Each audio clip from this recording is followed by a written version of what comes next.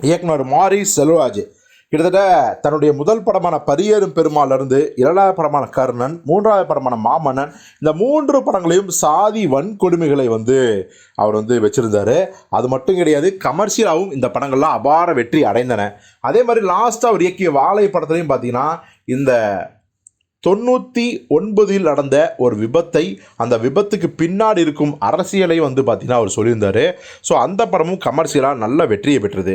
இப்போ அவர் அடுத்ததாக யாரை இயக்க போகிறாரு அப்படின்னா 3 ஹீரோக்கள் லைனப்பில் இருந்தாங்க. ஒருத்தர் பார்த்தீங்கன்னா நம்ம தனுஷ் அவர்கள் ஏற்கனவே கர்ணன் படத்தோடு இணைஞ்சதால் 2வது தடவையும் இணைய போகிறாங்க. உண்டர்பார் ப்ரொடக்ஷன்ஸ் தான் இந்த படத்தை தயாரிக்க போகுது அப்படின்னு அஃபீஷியலாகவே அறிவித்தாங்க. ஆனால் அதுக்கு நடுவில் நம்ம சூப்பர் ஸ்டார் ரஜினிகாந்த் நம்ம மாரி செல்வராஜை கூப்பிட்டு நமக்கு ஒரு கதை பண்ணுங்க தம்பி அப்படின்னு சொல்ல, ஸோ அவருக்கான கதையும் நிச்சயமாக இருக்குது, அதுக்கான வேலை போயிட்டுருக்கு அப்படின்னு மாரி செல்வராஜும் அதை உறுதிப்படுத்தினார்.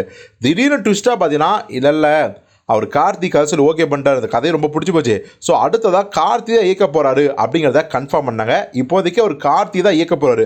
நம்ம சியான் விக்ரம் மகன் துருவிக்ரம் வச்சு எடுத்துருக்காரு பார்த்தீங்களா, பைசன் காலமாடன் அப்படிங்கிற படம். அந்த படத்துக்கு அப்புறம் கார்த்தி வச்சு தான் நம்ம மாரி செல்வராஜ் அவர்கள் அவர் ஸ்டைலில் ஒரு ஆக்ஷன் படத்தை இயக்க போகிறாரு. இதுதான் இப்போ வரைக்கும் தகவலாக இருந்துச்சு. ஆனால் இப்போது கார்த்தி ப்ராஜெக்ட்டுக்கு எந்த பாதிப்பும் இல்லை.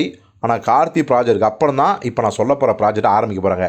இப்போது நம்ம மக்கள் செல்வன் விஜய் சேதுபதி சந்தித்து ஒரு கதையை சொல்லி அது சம்மதமும் வாங்கிட்டாராம்.